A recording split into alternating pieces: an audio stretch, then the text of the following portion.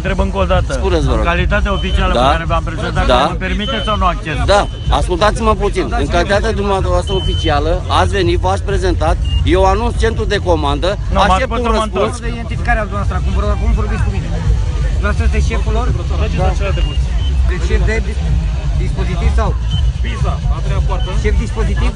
Da, la acces. Șef dispozitiv. Numărul este 13. 13 și... Bun. Dumneavoastră v-ați prezentat, eu anunț, dumneavoastră ați plecat. Nu, mi-a Eu spus să mă anunț. întorc să mă duc să-mi iau brățară de acces. Nu, Ba da, așa mi-a ascultați-mă spus. puțin. Nu, nu, așa Eu mi-a am spus. venit imediat după ce Nu, ați așa plecat mi-a spus să dumneavoastră. mă duc să-mi iau brățară de acces. Nu mă Tânărul lăsați mi-a să spus. vorbesc. Eu, Dumneavoastră mi-a spus să mă duc să-mi iau brățară de acces.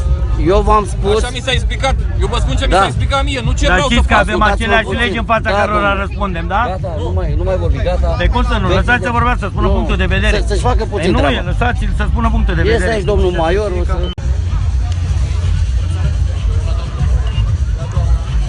Vă rog să rugați încă o Aveți dată, am puțină pornit răbdare, înregistrarea aveți video puțină să prezinte actul de Nu am identitate. la mine Încă o dată, actul de cine pe dumneavoastră? 17?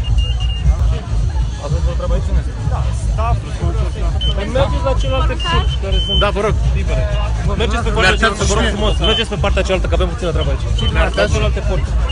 Domnul are treabă cu noi deocamdată.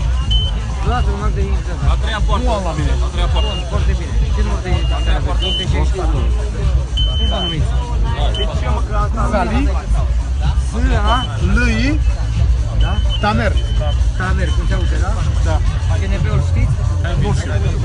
Data nașterii. 1202